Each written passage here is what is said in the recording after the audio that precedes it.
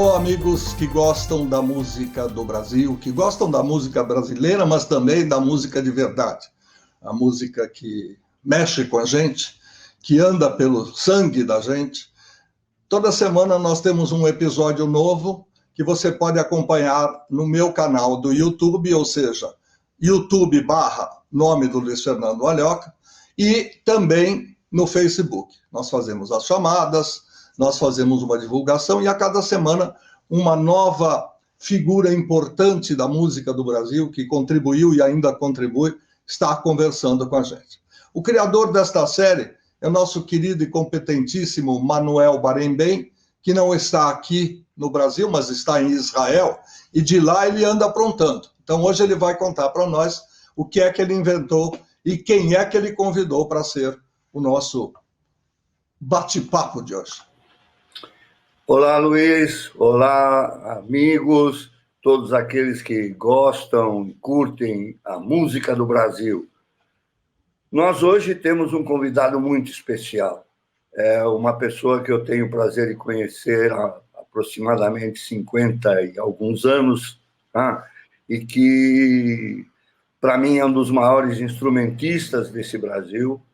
Fez parte de um grupo que, para mim, é o grupo instrumental número 1 de todos os tempos dentro da música brasileira e que no mundo inteiro é forte, é muito forte.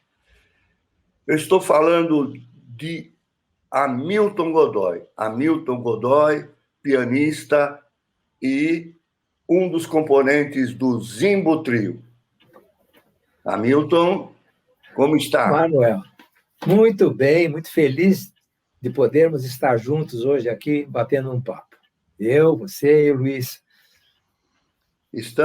Nós estamos também muito contentes e muito felizes de poder estar com você, de você estar com a gente poder conversar um pouco e contar um pouco dessa história maravilhosa que é a história sua, do Zimbo, do clã, de tudo aquilo que envolveu vocês como música. As coisas que aonde vocês trabalharam, aonde vocês fizeram grande sucesso, tudo isso aqui vamos tentar mostrar um pouco nessa hora que nós vamos ficar juntos. Manuel, permita-me uma pergunta que está sempre na minha cabeça, aquele tal do grilo na cuca. Eu, muito jovem, com 12 para 13 anos, mudei-me da Vila Clementino para a Vila Mariana, no Brasil, na divisa com a Aclimação. E a minha rua, a rua em que eu morava, chamava-se Rua da União. Naquele tempo, falava-se muito que na Machado de Assis, que é uma rua acima, tinha um pessoal que tocava piano, que gostava de música, que isso e que aquilo, que aquele outro. Então, a minha primeira pergunta para o Hamilton é isso. Tem alguma coisa a ver a família Godoy com a Machado de Assis? Tem tudo a ver, Luiz. Eu morava em Bauru, antes de mudarmos para São Paulo, né? Eu comecei a fazer um estudo de música, morando em São Paulo, vim morar sozinho.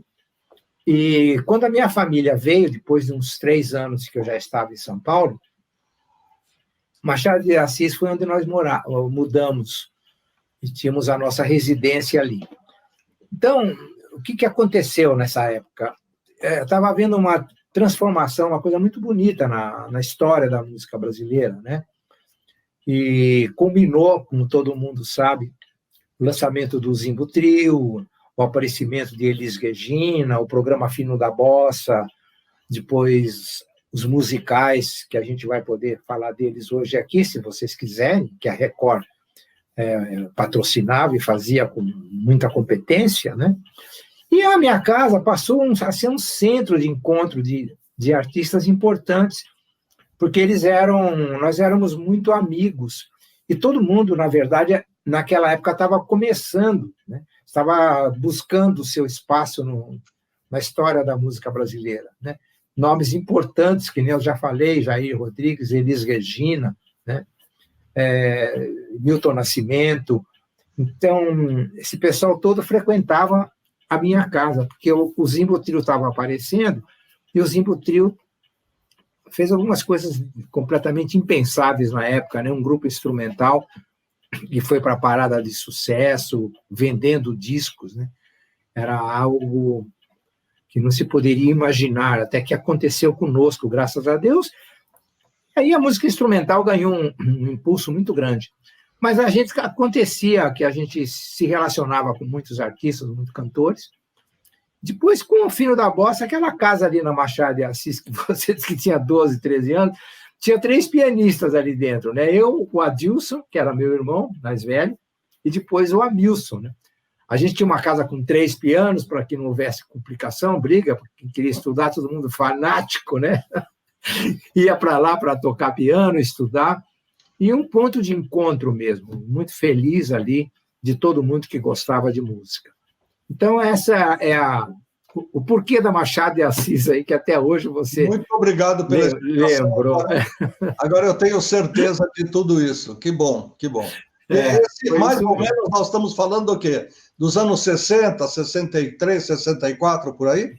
Isso. Desde um pouquinho antes de 64, o Zimbo apareceu exatamente em março, primeiro concerto do Zimbo como Zimbo Trio, que foi aqui na Boate Oasis, de São Paulo, ali na Rua 7 de Abril, né? Num show com Norma Bengel, foi no dia 17 de março de 64. Eu me mudei, a família mudou para São Paulo no início da década de 60, né? 62, 61. Né? Então, a gente já começou eu comecei a trabalhar aqui, trabalhava em algumas casas noturnas. A Baiuca, Manuel, você deve se lembrar, que era ali na Praça Roosevelt, né? Que era um lugar mais bacana de música, assim. Foi ali que o Zimbo Trio nasceu, né? Exatamente em 1963. Nós 3, eu, o Luiz e o Rubinho, éramos contratados do dono da casa. A música era toda música ao vivo, as casas de São Paulo não tinha música ambiente tocada, assim, eletronicamente, não. Era tudo ao vivo e as casas noturnas disputavam a melhor música da noite, né? Então, você tinha um monte de casas ali perto. Numa casa trabalhava o César Camargo Mariano, no outro trabalhava o Neto Pascoal, Dick Farney, com Farneyzinho ali em cima, para quem tem boa memória aí, ou que vivenciou aquele momento, né? Você saía de casa escolhendo o lugar para jantar, para tomar um bom uísque, e ouvir uma boa música dentro desse caminho. Então, nessa época, eu já estava vivendo em São Paulo, 62, 63, até que em 63 o Zimbo Trio se formou, aí minha vida tomou um rumo muito bacana. Aí já era legal, porque eu sempre fiz o que eu gostei na minha vida, né? É uma felicidade a gente poder trabalhar com o que a gente gosta, né, Manuel e Luiz? Então, foi assim que a coisa começou a deslanchar. No comecinho de 60, eu já estava em São Paulo. Duas coisas. A primeira, você comentou, e talvez a gente volte a falar depois com mais, mas eu não quero deixar passar esse momento, quando você fala do Zimbo acontecendo, do Zimbo Trio vendendo discos, sabe? Já nem falo de shows, falo de disco que o instrumental no Brasil não é... o que a gente sempre dizia em gravadora é o seguinte: o brasileiro gosta de passarinho cantando. Então, não é fácil para o instrumentista no Brasil ser sucesso. O Zimbo conseguiu isso. Por uma série de circunstâncias, e a primeira delas, né? Eram, que no caso, 3, infelizmente, o Rubinho e o Luiz não estão mais com a gente, mas eram 3 músicos excepcionais.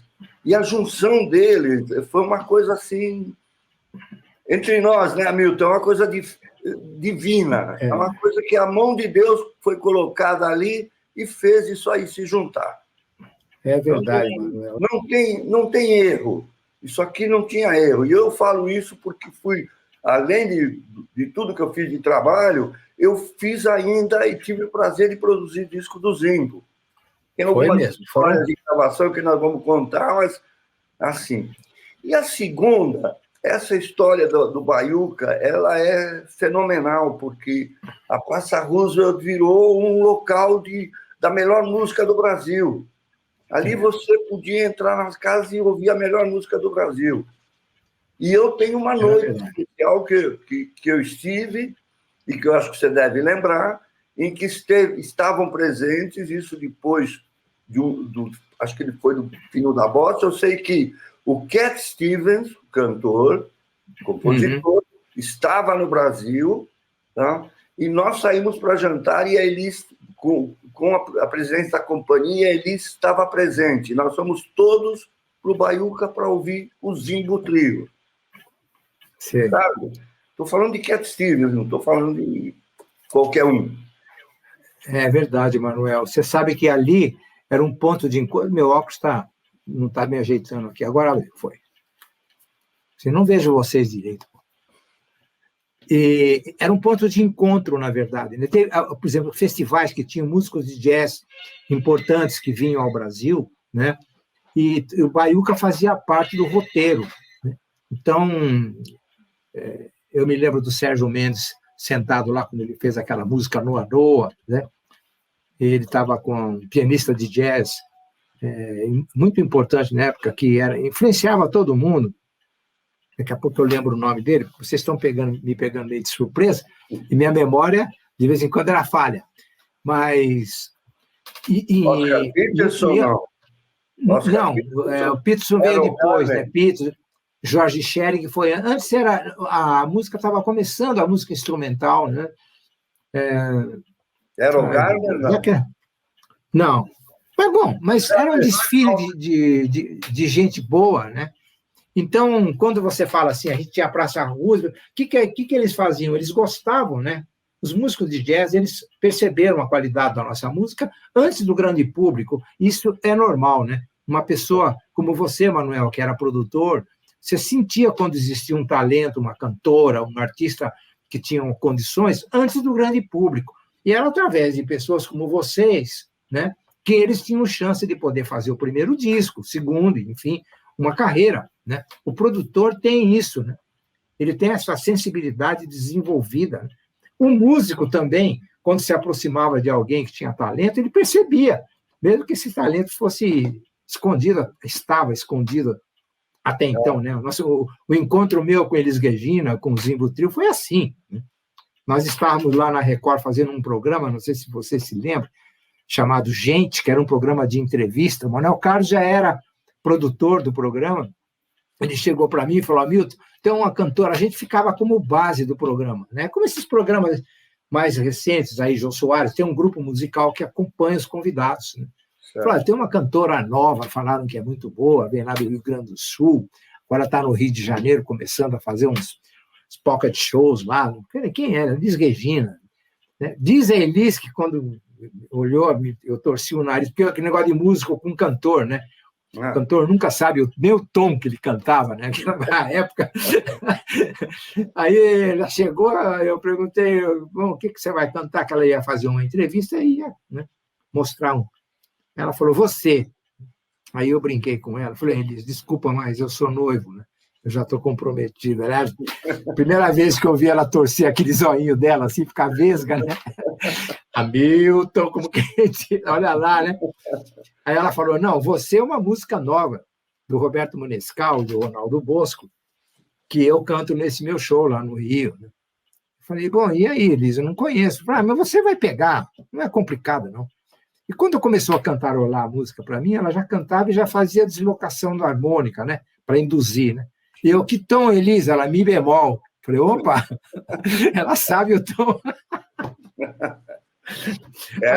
Aí foi assim, né? Aí começou a cantar, mano, aí aquele som, né? Aquela forma de colocar a voz, a nota. Falei: nossa, temos uma instrumentista que usa a voz, né?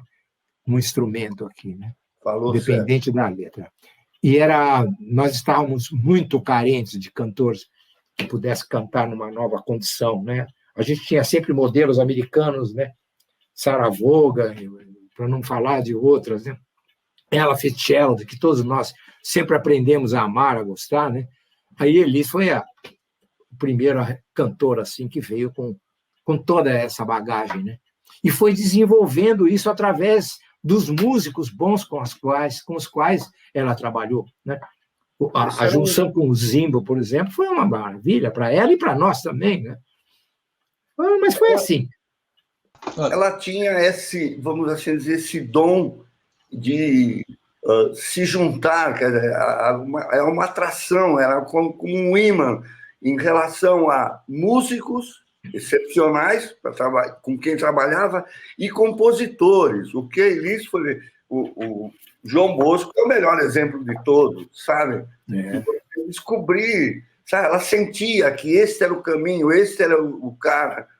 É verdade, é verdade. Ou Maria, sabe? Era um feeling que ela tinha que era excepcional. Deixa eu aproveitar o talento. Me perdoa só um pouquinho, Hamilton. Claro. Não, aqui vocês falaram de 2 ou 3 coisas que, se eu não falar agora, perde a graça e eu perco o tempo da história. Eu era produtor iniciante na TV Cultura, eu super novo, 20 e poucos anos, e ocorria aqui o produtor, os titulares, que vocês conheceram bem, como Fernando Fábio e tantos outros, eles não trabalhavam de fim de semana. Quem trabalhava era o chamado minhoca, aquele que está começando na vida profissional, né? Enquanto no jornalismo se chama foca, quem está começando, leva trote e tal, eu era o tal do minhoca, que aceitava todas as gravações que os outros não podiam, não queriam fazer. Então, tinha lá na TV Cultura uma escala dizendo assim, o Luiz Fernando vai trabalhar no sábado, às 4 da tarde até mais ou menos os 6h30, e vai gravar com Toots Thielemans, que eu não conhecia muito, não tocava no rádio, não sabia direito. Quando eu fui procurar o disco dele da discoteca, um assobiador e sua guitarra e tudo mais, aí eu falei, poxa vida, isso aqui é até prefixo de disco, é prefixo de programa que a gente pode utilizar e tal. Terminou a gravação, sozinho, eu no estúdio com ele, ele falou, vem cá um pouquinho.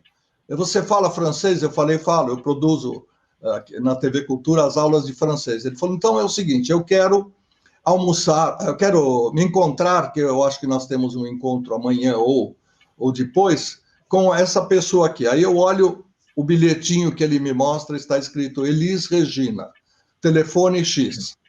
Aí eu ligo, aquele número atende o pai da Elis, e ele diz, espera um pouquinho só, é a respeito de quem mesmo? Eu falei, de um guitarrista e assobiador, Toots Thielemans. Ah, peraí, eu vou falar com ela. Aí vem ela correndo, oi, quem é? Toots? Já começou a falar em francês. Eu falei, não, ainda é o Luiz Fernando, eu queria saber como é que a gente faz. Não, deixa eu falar com ele. Aí passei o telefone fixo, ela conversou com o Toots, aí ela pediu para voltar para mim. Ela falou, olha, seguinte, eu encontro vocês na Baiuca, às 21 horas, nós vamos jantar lá. Ok? Ok. Levei o Toots no meu Corcel 2, FM 0802, deixei na porta. Falou assim, onde você vai guardar o carro? Falei, não, vou para casa. Vou deixar você aqui. Não, você vai jantar com a gente. E lá fui eu, jantar com César Camargo Mariano, que eu já conhecia, mas não tinha intimidade, com Elis, que eu conhecia de entrevistas de rádio, com o Toots, e com o Zimbo Trio tocando lá no no palco. Não é? Então, preciso... A hora que você falou, quando o Manuel falou do Cat Stevens, já me lembrou o Internacional. E agora, de Baiuca, não tem outra conversa. Desculpa a interrupção de uma coisa pessoal, mas acho que faz parte também do esquema. Não, claro, isso aqui é história. Eu fico falando de coisas muito pontuais, né? E a gente quer ouvir mais é o nosso querido Hamilton, que é o entrevistado. Eu cortei você quando você ia começar a falar, Hamilton. Desculpa, pode voltar. Cortou nada, Fernando. Você está dando aí Primeiro, não está perdendo o tempo da história que você falou, que é muito importante. Jornalisticamente, podemos. E corrobora aquilo que a gente estava comentando, junto com o Manuel, né? Que a Baiuca ali... algumas casas de São Paulo, a Baiuca era uma delas, mas era uma casa onde... Eu acho que é por causa do restaurante também, que era muito bom, né? Hein, Manuel? Comia-se lá aquele filé a Baiuca, tinha umas coisas ali, uma vitela, né? Umas coisas que a gente comia rezando, como dizia o Rubinho. Né? O Rubinho era um italiano. Às 5h15 da tarde aqui em Israel. Eu já almocei. Vocês ainda vão almoçar. Então, você falar de comida é muito bom. Hoje a Havaiana é mais ou menos o que era, né? A nossa praça. É mais ou menos isso. É verdade. Mudou de lugar ali, você. Eu queria só aproveitar essa história do Toots para lembrar uma coisa. também fazendo parte da memória. A Elis gravou um disco com ele. Né? Sim. E quando ela gravou, os ingleses ficaram desesperados com ela. Jogaram todos os tapetes vermelhos que podiam existir em Londres, para ela ficar e trabalhar lá durante 6 meses, e ela disse, não, eu preciso voltar para o Brasil. Para mim, ela deixou ali a grande chance internacional dela. Brasil, ela tomou conta de tudo.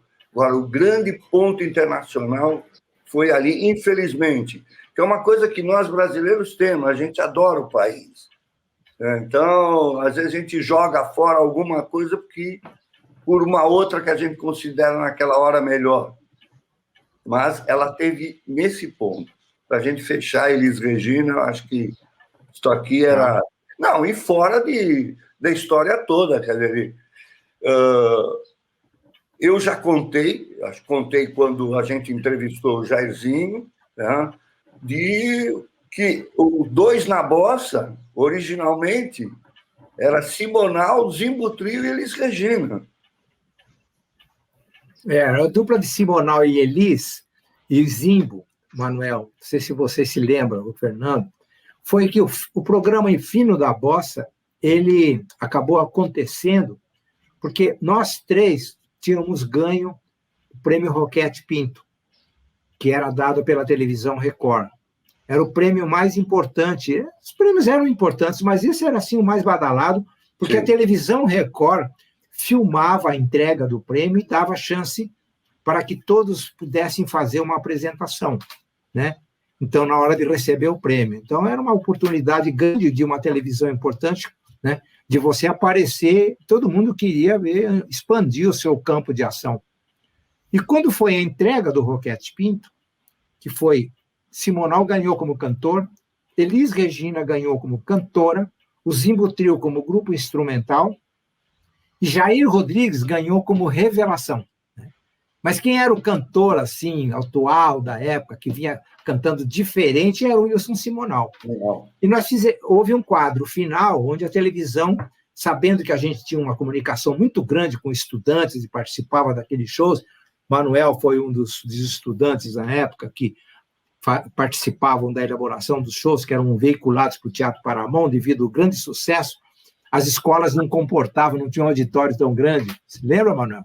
Sim. Filho da Bossa, o disco foi gravado ao vivo, foi lá, né? Que acabou dando o título ao programa. Mas nessa noite, nós fizemos um número, o Simonal cantou um número conosco, a Elis cantou outro, e depois Simonal, Elis e Zimbo fez o encerramento do programa. E foi um grande sucesso aquele dia, aquela noite. Foi uma noite maravilhosa. Todo mundo que estava lá deve ter isso na lembrança, né? Eu me lembro perfeitamente, né? E foi a plateia toda aplaudindo de pé. Quando terminou o programa, cada um com o seu troféu, chegou o pessoal da produção, falou o doutor Paulo Machado Carvalho, Paulinho, que era o Paulinho de Carvalho, quer fazer uma reunião com vocês, aqui mesmo, num lugar ali, na coxinha do teatro. Aí recebemos lá, né, a honra de receber o diretor da emissora, que chegou para nós, com Zimbo, Elis e Simonal, e falou assim, olha, eu quero fazer um programa musical baseado, tendo vocês 3 como artistas básicos, que ficariam como efetivos do programa. Esse programa seria semanal e vocês receberiam os convidados, né? Aí nós ficamos super felizes, agradecidos, que oportunidade que todo mundo queria, né? O Simonal não pôde aceitar, ele falou, eu agradeço, mas eu não vou poder estar nesse programa, porque eu estou contratado da TV Tupi. A TV Tupi era outra televisão que tinha, que era o Canal 4 da época, né? Era um programa produzido pelo Abelardo Figueiredo. Lembra? E Bernardo Figueiredo. Assistente de direção e produção, Manuel Barembem. Tá vendo? Aí a nossa história aí, Manuel, já vem de longe. E nesse mesmo dia se gravava o Spotlight, que era o nome desse programa, que era eu ia falar o nome do programa. O Tatá, o ator, e antes do Simonal, antes do Spotlight, gravava-se o Boss 65 com o Walter Silva. Boa, isso mesmo. Muito bem, Simone. Muito bem, Manuel. Nós estamos em memória firme ainda aí.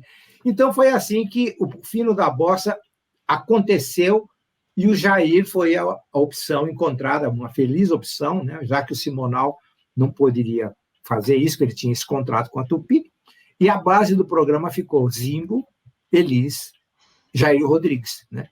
Que durante quase 3 anos esse programa ficou semanal na televisão, né? Ditando assim e abrindo espaço para o que tinha de melhor do Brasil, né? Acho que aparecia ali e às vezes de um dia para a noite esse artista já tinha a carreira dele começando de uma maneira muito feliz, né? Muito bacana. Então foi essa a ligação nossa com Elis e com Simonal e com Jair Rodrigues. Simonal também a gente já desfrutava da presença dele nas nossas apresentações também. Tem uma coisa, Milton. Vocês tiveram um outro trabalho, infelizmente eu não participei, porque adoraria ter estado, mesmo que fosse como assistente de produção de qualquer coisa, de trazer o sanduíche, do que fosse, tá? Que foi vocês e Elisete Cardoso. Tá. Sim. Aí aconteceu uma coisa linda, né? Quer dizer, a televisão aberta passou a prestigiar os artistas brasileiros. Eu acho, Manuel, que o artista brasileiro passou a ser sucesso no seu próprio país a partir desse momento com o Fino da Bossa. O Fino da Bossa deu tanta audiência no começo e repercutiu tanto que ele abriu espaço para que os artistas, que eles falavam, a velha guarda, na verdade, né? Mas eles queriam uma coisa de classe, que trouxesse os grandes cantores, os grandes grupos instrumentais da época do regional, né? Que tivessem a evidência como os novos estavam tendo no Fino da Bossa. Então, a Elisete foi a opção feliz, né, da televisão em fazer uma dupla, combinou com Ciro Monteiro. Ciro Monteiro era aquele malandro da caixa de fósforo que cantava, né, que representava muito bem o samba de morro, né? Essa outra manifestação muito forte da música brasileira. Né? O Formigão. E eles fizeram um programa chamado Boa Saudade. Manuel, esse que você queria levar o sanduíche. Mas, Manuel, você já fez muita coisa muito cedo, não precisava disso. E aí nós começamos o programa da Boa Saudade. Por que o Zimbo entrou no programa também? Porque a Elisete exigiu em contrato que ela queria cantar pelo menos uma música com o Zimbo Trio. Então, o Zimbo Trio assinou um contrato com a Record para participar tocando, mas a gente exigia que a gente fazia uma música instrumental. A gente era chato nesse ponto. Nós queríamos tocar na música instrumental. Então, nós tínhamos 2 compromissos lá, tocar uma música instrumental e acompanhar a Elisete Cardoso em uma música. Isso acabou aproximando demais a gente com a Elisete, e aí, nossa senhora, nossa carreira deslanchou junto, né? O disco que vocês fizeram juntos no show ao vivo é maravilhoso. Você está falando aquele do João Caetano? É. Porque tem uma série também gravada ao vivo na Boate Sucata, né? Do Rio de Janeiro, Manuel. Lembra? Zimbo Trio e Elisete Cardoso balançam na sucata. Tem volume 1, 2, acho que até volume 3. Eu acho que não. Né? Não, eu acho que era do João Caetano. Eu acho que era um disco, era uma produção sofisticada no sentido que tinha uma qualidade excepcional, sabe? Isso aí foi... Eu adoro colocar no YouTube ali e procurar, sabe? Zimbo Trio... já sei. Então tá bom. Então é o seguinte, ali... Você quer que eu fale um pouco daquilo? Pode ser. Isso aqui para mim... Não, Manuel, porque final da década de 60, a gente ia com a Elisete Cardoso para o Japão, né? A gente já tinha feito uma representação cultural pelo Brasil todo, pela América Latina, América do Norte também, Zimbo e Elisete. Aí já era outra junção musical, né? E o Museu da Imagem e do Som do Rio de Janeiro estava com problema financeiro lá, eles estavam com vazamento no teto, não sei o quê. E o Hermínio Berto de Carvalho, que era muito amigo da Elisete, produtor da Elisete, né, chegou e falou conosco que ele gostaria, se fosse possível, se a gente fizesse um show beneficente, né, para o Museu da Imagem e do Som do Rio de Janeiro, pudesse reverter a arrecadação para que eles tivessem condições de manter lá os acervos dele que eles tinham, né? E o diretor do Teatro de Bolso, que a gente tinha feito uma temporada, que era presidente do Museu da Imagem e do Som, arrumou, a Elisete fez um jantar, e o Hermínio veio com uma ideia assim, ó, tinha aquele negócio da música regional, que era uma música brasileira, a turma nova achava que a música brasileira tinha que ser a partir da bossa nova, que Elis, Zimbo, Jair, Simonal, né? E o pessoal lá mais tradicional, né, que achava que a música brasileira tinha que ser aquela música tocada com violão, isso, aquilo. E o maior representante disso no Brasil era o Conjunto Época de Ouro e o Jacó do Bandolim, né, que era o grande mentor, né, o homem, o músico mais admirado desse caminho musical. Qual é a possibilidade que poderia existir do Jacó tocar junto com o Zimbo, né? Era também algo impensável, né? Porque os intransigentes de cada um desses caminhos achavam que isso não era possível. Como o Jacó é um músico ultrapassado, até o filho dele, Sérgio Bittencourt, Manuel, não sei se você lembra dele, conheceu ele, claro, que escrevia no Globo, tal, achava que o pai já não... todo mundo pagou por falar bobagem ali, porque o dia que a gente encontrou com o Jacó, foi um encontro maravilhoso, feliz. O ensaio foi uma coisa engraçada, o Jacó chegou, falando grave, daquele jeito dele, né? O que nós vamos tocar? Eu falei, Jacó, escolhe aí, você, convidado de honra para nós, vamos... Falou, Chega de Saudade. E quando ele escolheu Chega de Saudade, ele já quis quebrar tudo, né? Porque Chega de Saudade era a música que representava a modernização da música brasileira, né? Depois de Chega de Saudade, Bossa Nova, né, João Gilberto, e ele queria, vamos tocar Chega de Saudade. Vamos. Manuel, no ensaio já chegou quebrando tudo. Improvisou. Né? Parecia que a gente já tocava junto há muito tempo. Né? Depois, quando teve números que a Elisete cantava com Época de Ouro, a Elisete cantava com o Zimbo, cantava com a... e depois juntos, nenhum problema de ordem musical, todo mundo sabia o que tinha que fazer, você entendeu? E não tinha tempo de ensaio, porque foi um encontro assim à tarde, no Teatro João Caetano, no palco já, né? Enquanto a equipe preparava o som, né? E à noite foi aquele show maravilhoso, esse daí, que foi considerado um antológico, tal, né? Pelos críticos, né? Que era a união de Jacó do Bandolim, Época de Ouro, Zimbo Trio, né? E Jacó do Bandolim. Né? Foi uma beleza, uma maravilha também. Um dos momentos mais maravilhosos que eu vivi e tenho na lembrança até hoje. Eu imaginava isso, porque eu adoro ouvir esse disco, eu adoro ouvir essa gravação. É um documento maravilhoso. Hamilton, eu chamei esse papo sobre Elisete, não, porque a intenção que a gente tem é que reviver as coisas, não deixar a memória sumir.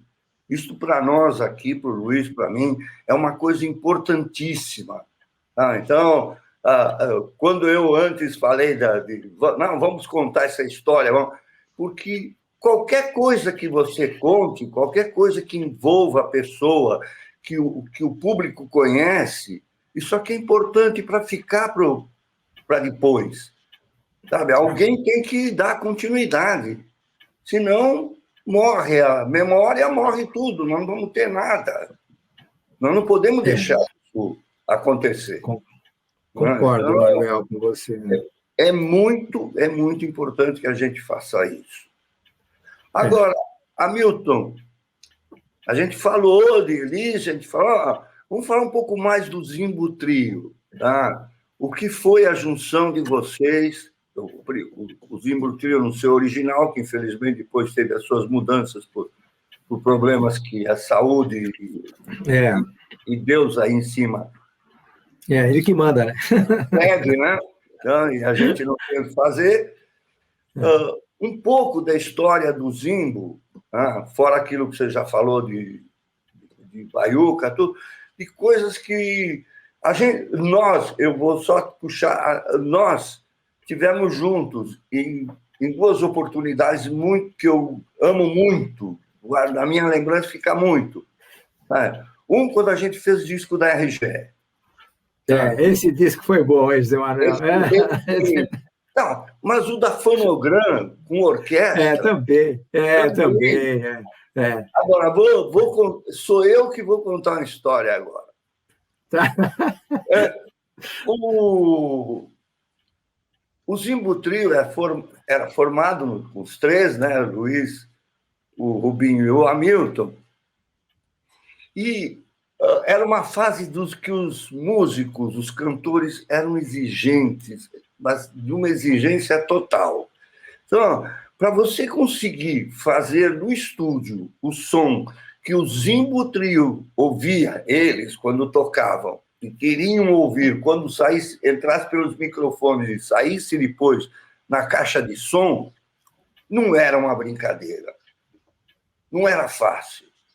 O que a gente tinha que trabalhar para fazer era alguma coisa tipo: vamos fazer o seguinte, estúdio da Paula Souza, estúdio da RGE, da gravadora que eles eram contratados, eu era produtor, marcamos um sábado, vamos ensaiar, vamos passar o som com o técnico e tudo, acertar, e a gente vem gravar na segunda. O que a gente fez?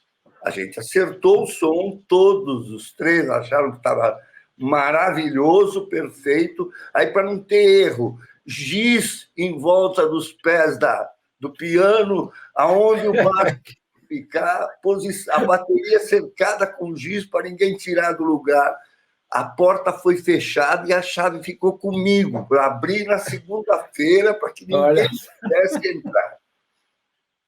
Adivinha o que aconteceu? Quando começou a tocar, o som era outro, tinha mudado por causa da a gente não imaginava que a temperatura, a mudança de temperatura que teve entre o sábado e a segunda-feira modificou a acústica. Então, olha só, começa tudo de novo. Sabe, nós passamos coisas maravilhosas, coisas como essa, né? A busca, né, Manuel?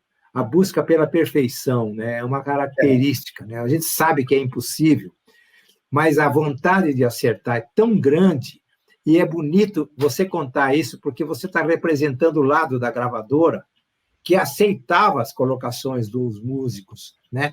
O músico tinha que batalhar muito para não falar o Léo, né? Não ficar falando sozinho.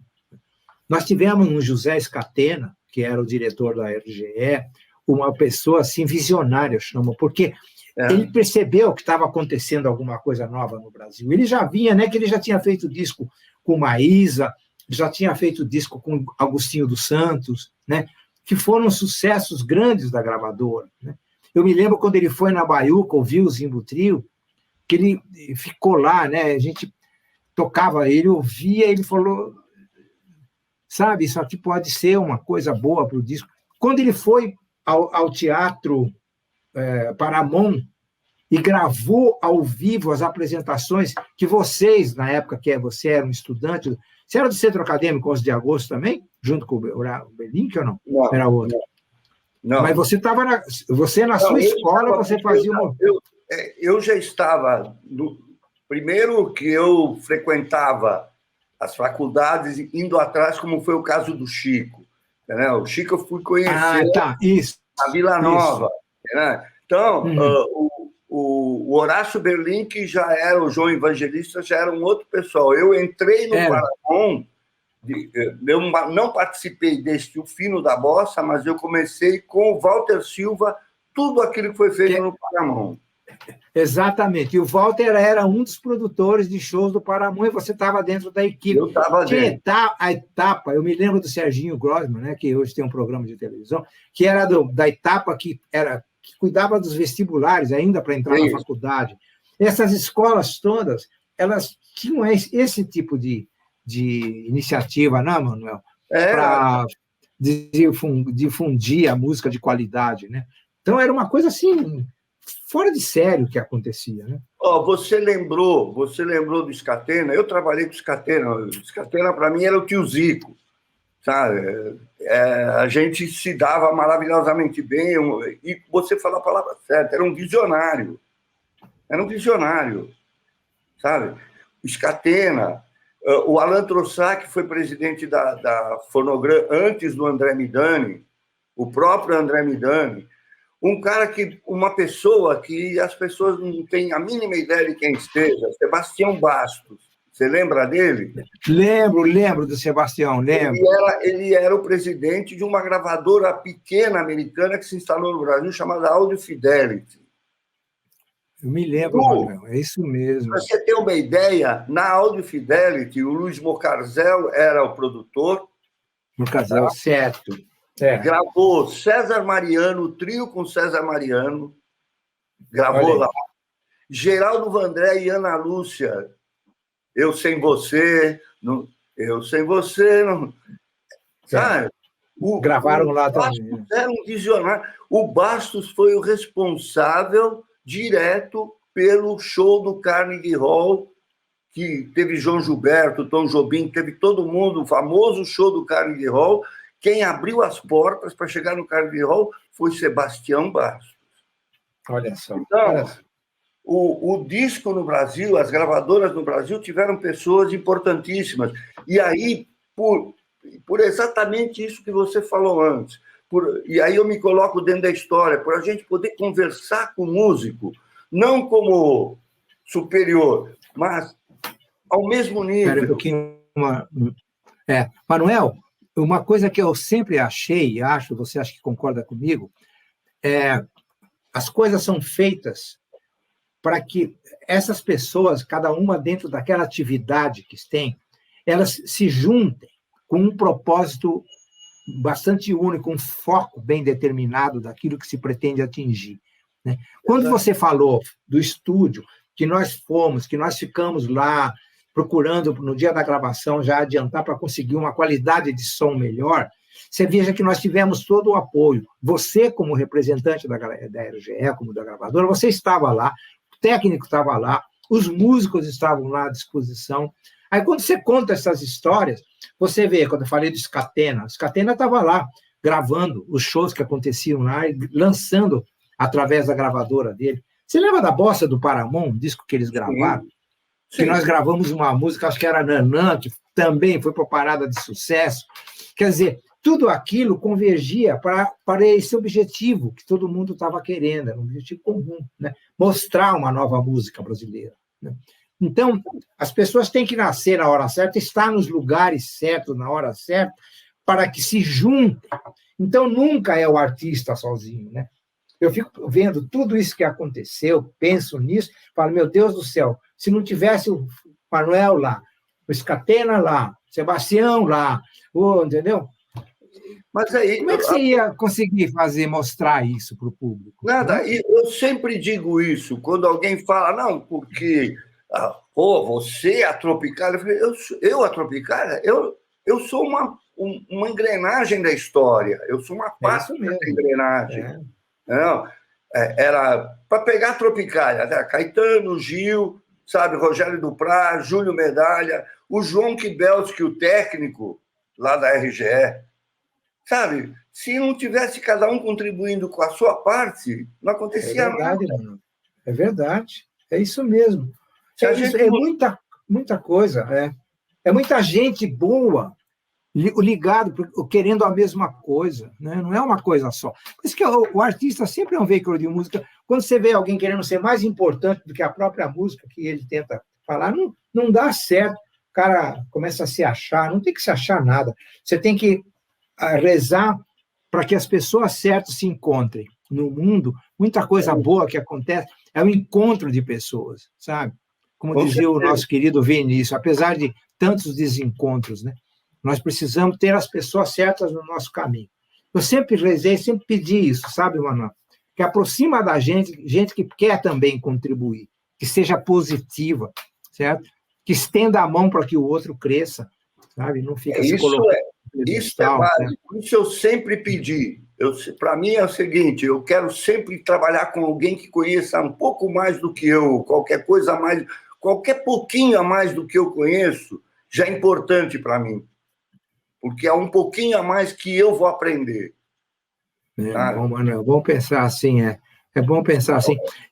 Uma coisa do Zimbo que eu sempre primei, nós sempre por isso, era que a gente, em cada disco, você se lembra disso, a gente procurava trazer gente nova, né? Gente que nunca tinha tido oportunidade de poder ter uma música gravada. Quanta gente boa que a gente revelou através do nosso trabalho, porque ninguém nasce conhecido, nós não demos talento para ninguém.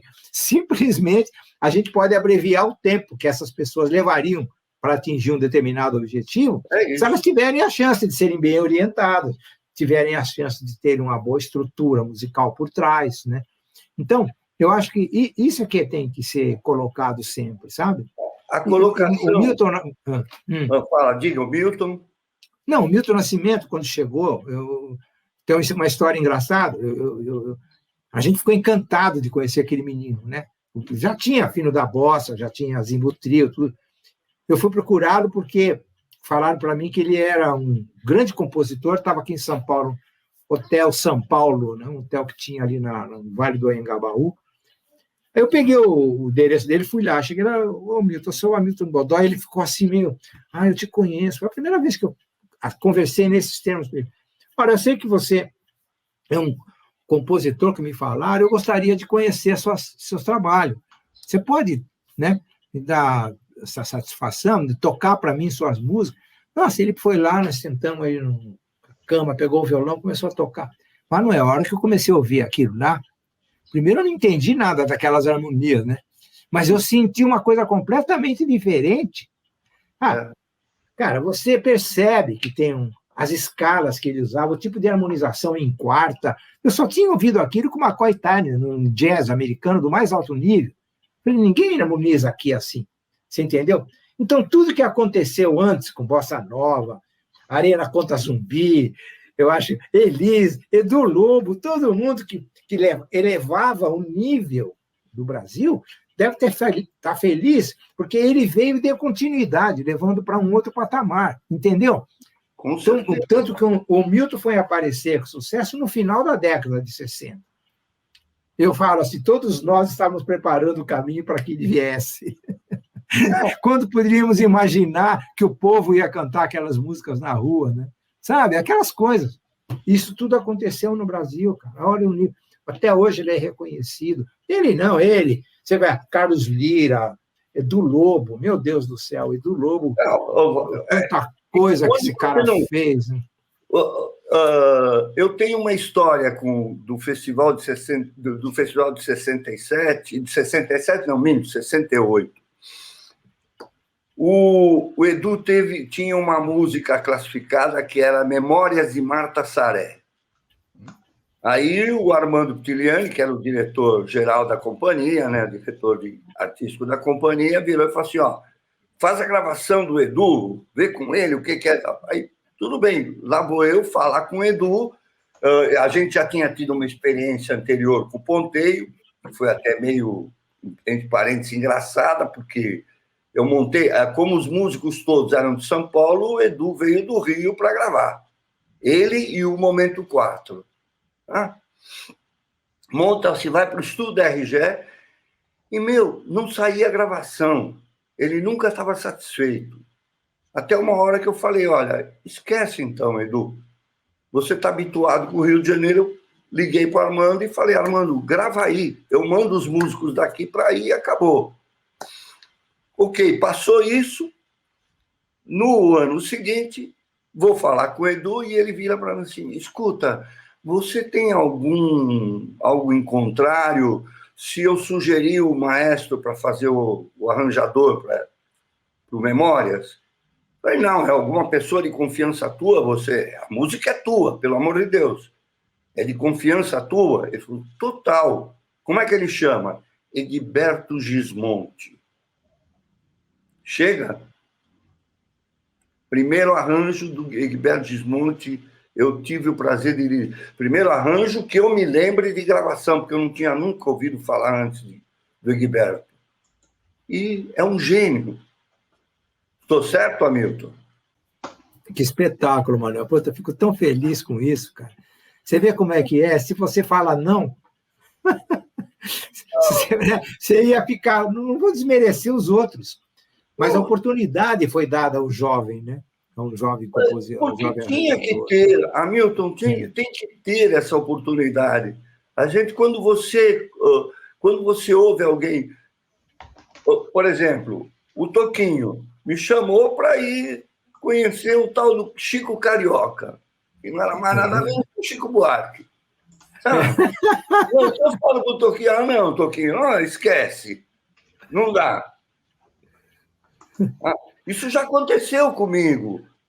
E tem uma história engraçada nisso. Eduardo Araújo chegou para mim e disse, pô, Manel, você não grava com o Tim?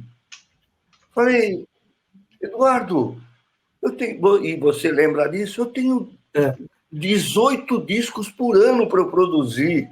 18 é um LP meio por mês. Eu não tenho como fazer isso. Não tenho como colocar. Aí a história se inverte. O Erasmo liga para mim assim, contrata o Tim. Eu falei assim, não, ela não tem condição de contratar. Não, é que a gente vai para o estúdio, eu e o Roberto. Coisa que o Eduardo falou. Se o Eduardo disse para mim, eu vou para o estúdio e faço, tudo bem. O Erasmo falou, eu e o Roberto. Foram nada, sobrou para mim. Eu é que produzi no final. Que os dois se mandaram para o Japão para fazer o filme o Diamante Cor-de-Rosa lá. Então, se você não dá chance, se você não acredita... O mais difícil de ficar... Eu vou falar agora uma coisa pessoal. O mais difícil da minha carreira de produtor e diretor artístico é você sentar atrás de uma mesa e chega alguém, normalmente com o violão na mão, ou para mostrar uma música, ou para dizer eu canto, tá? E aí você fica numa situação de glória. Fica numa situação de glória. Porque se ele é muito bom, sabe, é fácil, na hora. Agora, se ele não é, o que você faz com uma pessoa que entrou ali na tua sala com os sonhos todos da vida dele armados, sabe, acreditando que ele é o melhor cantor e compositor do mundo, e você dizer que não dá. Não é que não dá, você tem que achar um jeito de falar sem que faça com que o cara saia e se suicida, sabe? Vai se suicidar. Mas não, é o sonho de cada um de nós. Cada um de nós entra em algum lugar e se joga um balde de água gelada, o que você faz? Sabe? Então, eu considero isso a coisa mais difícil que eu tinha, sabe, para trabalhar. Na área de música, na área de disco, principalmente para mim, na direção era como dizer não para quem não tinha condição. Sei. Imagina, Manuel. Poxa, não é fácil. Não deve ser fácil.